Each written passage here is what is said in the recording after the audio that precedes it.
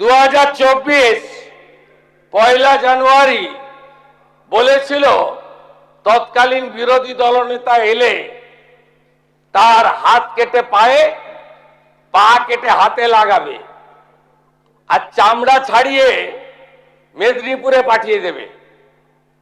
ওর অবস্থা কি হয়েছে সবাই দেখেছে। আরেকটা জীবন তোলার গুন্ডা ক্যানিং ভাঙর, ওর অবস্থাও কি হয়েছে দেখতে পাচ্ছে সবাই।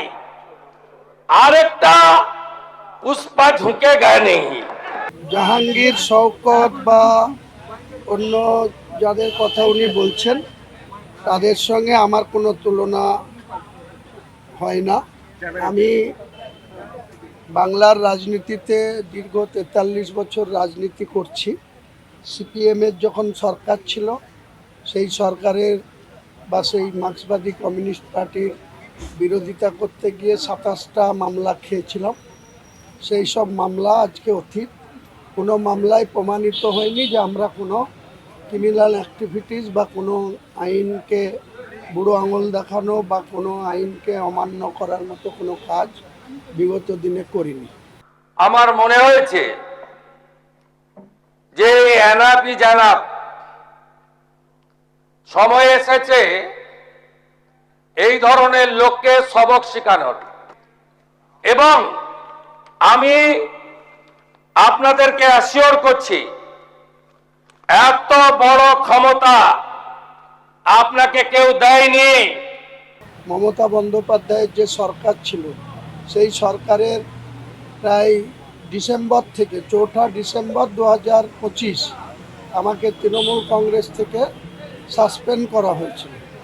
তারপর থেকে আমি মনে প্রাণে চেয়েছিলাম যে রাজনৈতিকভাবে তৃণমূল কংগ্রেসটা ক্ষমতাচ্যুত হোক, বাংলার যে দুর্নীতিগ্রস্ত সরকার সেই সরকারটার পতন হোক, সেটা চেয়েছিলাম। তেমনি একইভাবে তিনি তৎকালীন বিরোধী দলনেতা আজকের মুখ্যমন্ত্রী শুভেন্দু অধিকারী, তিনিও তিনার রাজনৈতিক কর্মসূচি পালন করতে গিয়ে বারবার তিনাকে বাধাপ্রাপ্ত হতে হয়েছিল এবং তিনাকে অনারেবল হাইকোর্টে গিয়ে পারমিশন নিয়ে সভা সমিতি বিজেপির পক্ষে তিনি করেছিলেন।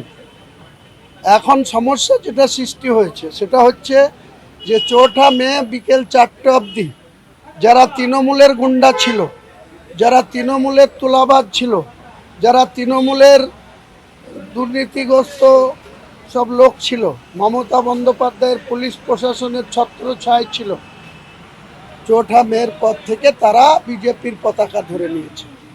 আমাদের কাছে সেই সময় যে তৃণমূল খারাপ ছিল সেই খারাপ লোকদের বিরুদ্ধে আমরা রাজনীতি করেছি।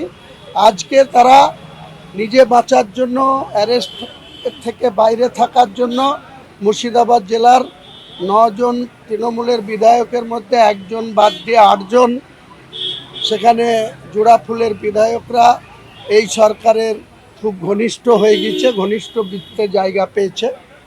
এখন মুর্শিদাবাদের রেজিনগর, শক্তিপুর, নওদা, বেলডাঙ্গার প্রশাসন আমাদেরকে ডাইরেক্ট বলছে যে জোড়া ফুল আর পদ্ম ফুল এক হয়ে গেছে, আমরা কি করব।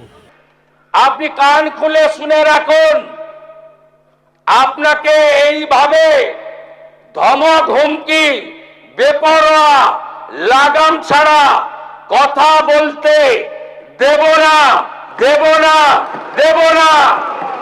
আমার বক্তব্য হচ্ছে, আমি আমজনতা উন্নয়ন পার্টির প্রার্থী হিসেবে রেজিনগরে 59,000 ভোটে বিজেপিকে হারিয়ে আমি নির্বাচিত হয়েছি, আর নওদাতে 29,000 ভোটে বিজেপিকে হারিয়ে আমি বিধায়ক হয়েছি। আর শুভেন্দুবাবুর দল বিজেপি 208টা সিটে, ফলতা সহ 208টা সিটে 2,93,06,000 ভোট পেয়ে তিনি রাজ্যের ক্ষমতায় এসছেন। এখন যারা গুন্ডা ছিল, যেটা উত্তর 24 পরগনার ক্ষেত্রে, দক্ষিণ 24 পরগনার ক্ষেত্রে, কলকাতার ক্ষেত্রে, 2 মেদিনীপুর, 2 বর্ধমান, এসব ক্ষেত্রে যখন জিরো টলারেটের কথা আমরা দেখতে পাচ্ছি, তার ইফেক্টও বাংলার মানুষ পাচ্ছে, সেখানে মুর্শিদাবাদে গিয়ে জিরো টলারেটের কথা আর আমরা বুঝতে পারছি না।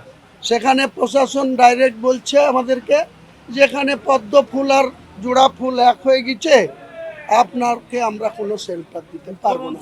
আগামী 2-3 মাসের মধ্যে উপনির্বাচন হবে, আপনি আপনার ছেলেকে জেতাতে চাইছেন।